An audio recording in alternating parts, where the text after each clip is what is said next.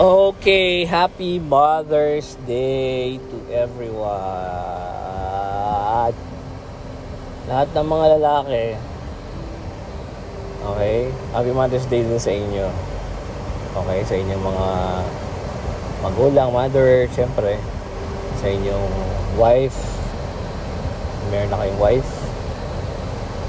Sa inyong girlfriend, okay, dahil magiging mommy din sila. It's a wonderful creature, that woman beside you right now, or that woman in your mind who may be gone already. I mean, like wala na siya, ganyan.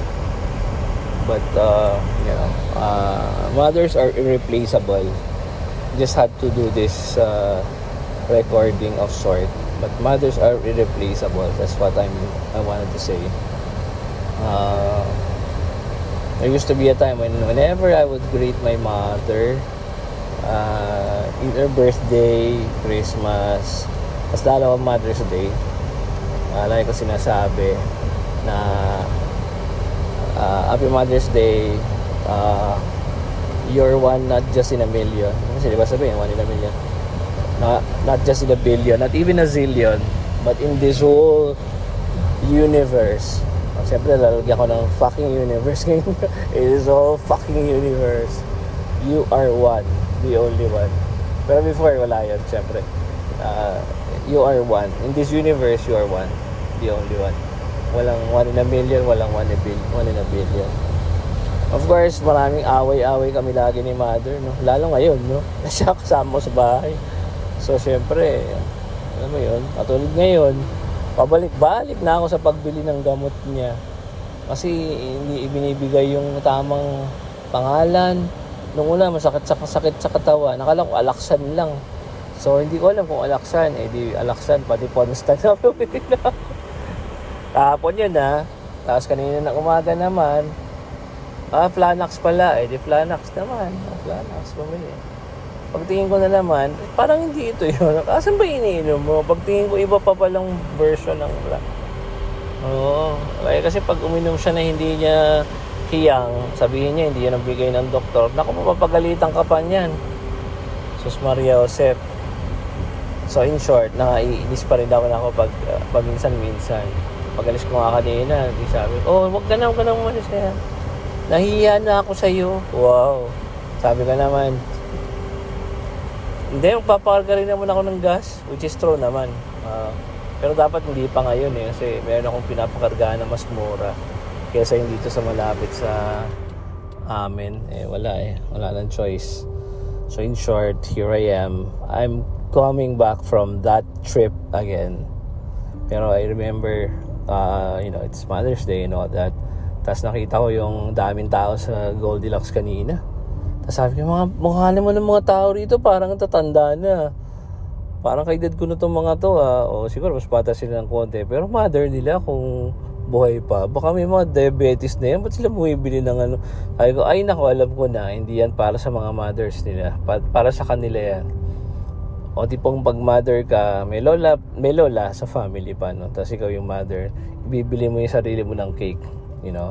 It's just an excuse kasi gusto mo talaga ng cake. Ikaw may gusto ng cake, malamang. Tingin ko. Pero talagang, mothers are fun and all that.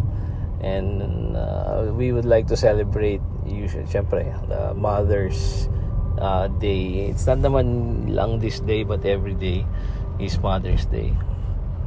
In fact, ang tawag ng pinaka-importante dito sa mundo, mother Kasi mo, ang tawag nga sa earth, Mother Earth. Hindi naman siya tinawag na Father Earth, di ba? Oo, talaga importante ang ang woman sa buhay natin. Women are really half of the sky, sabi nga ni John Lennon. Wherein, as we said, it's not even just half, 50-50, but the whole sky. Behind the success and failure of man is a woman, or the absence thereof. So it's always that important ingredient in your life, that woman next beside you. In which our case, lagi tayong maiisip natin ng isang mother na nag-alaga sa atin. Yes, sinungitan tayo, pinagalitan tayo pa ulit. Yun yung way niya para itama tayo later on siguro mas marirealize natin yan pag lalo kayo, pag mga magulang na kayo, mga bata, mas ma-appreciate yun. Kung gaano kayo kahigpit, kung gaano kayo hinigpitan, baka mas mahigpit pa kayo pag kayo na ang magulang. Talagang siya ang pinaka sabihin mo ng perfect creature, I would say, no? Kasi imagine mo to guys, when God wanted to find like someone to describe His love for us, for humans, hindi siya kumuha ng ibang example. He dared not choose another perhaps better example than that of a mother's love, diba? Sabi niya, can a woman or can a mother forget her child? Diba? Malilimutan ba ng ina ang kanyang anak? Pero kung sakaling malimutan niya, hindi kita malilimutan, diba? Parang it says na, wala dito sa mundong to na magandang example ng love ko Parang pagmamahal ng nanay. Malilimutan ba niya na ganito, ganyan. Pero kung sakaling malimutan niya, ako hindi. Parang ganon. So it's more than that. And na mahirap nang baliin yung pagmamahal yun. It's always altruistic Dala-dala mo yung baby 9 months sa tiyan mo, di ba?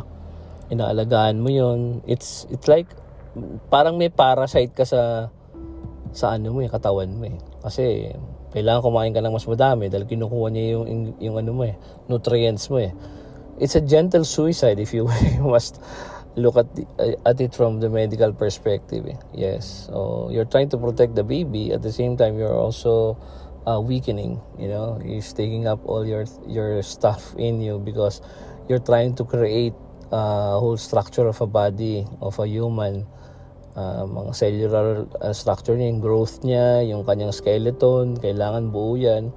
So it's like losing every day a part of yourself for 9 months at least, for that 9 months, duration of 9 months, para lang makabuo ng isang baby. Kaya nga sobrang connection Tas ako pa, katulad ko, when I was born, talagang sabi nga ng mother ko, at she never fails to remind that na isang balde ng dugo na yung nawala sa kanya, na from ganito to ganitong oras, parang 6 hours siyang nagle-labor sa akin.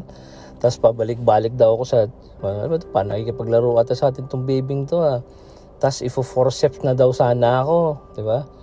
Nalabas na daw yung ulo, tapos babasik na lang naman daw ako sa loob. Talagang bata pa lang ako, paano-ano na ako Walang isang desisyon pabalik-balik ng desisyon Tapos sabi ko, hindi, siguro naglalaro lang ako with the doctors. And then when I came out, I was not crying.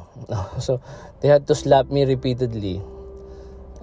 Of course, hindi pa ako masiga, hindi pa ako nakapag-slap back sa doctors.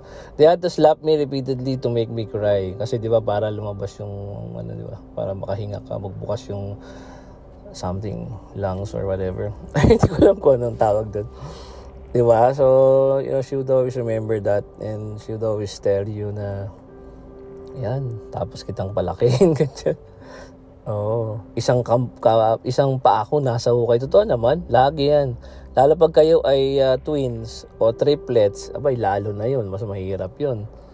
Diba? So, remember for a moment, let's remember our mothers, our lolas as well, the mother of our mothers, and all the mothers in the world, dito sa Philippines where we have an ongoing election, so ang daming away, ang daming parinigan. We have become such a divided nation, a polarized nation, and hindi naman dapat, kaso nga lang talagang ganun ang mga Pilipino we're Castilian in descent, so we take everything so personal.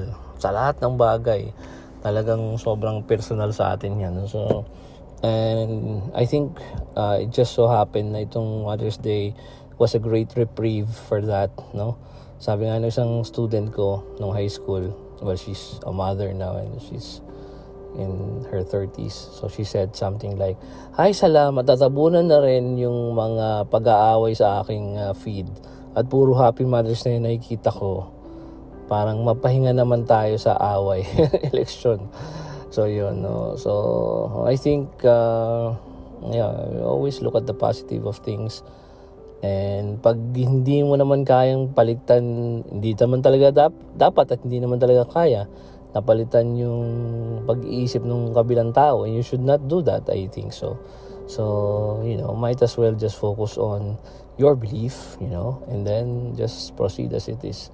Always remember na yung buhay natin isang beses lang, isa lang yan eh. So instead of creating hate, we create love. Instead of creating dissension, we create unity. Uniteam.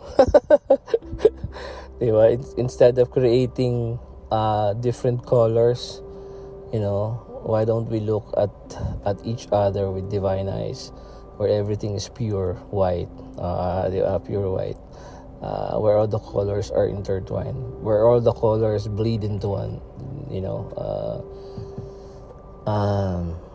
yun lang. Happy Mother's Day to everyone and to our mother. So please tell her you love her as you should. Thank you guys.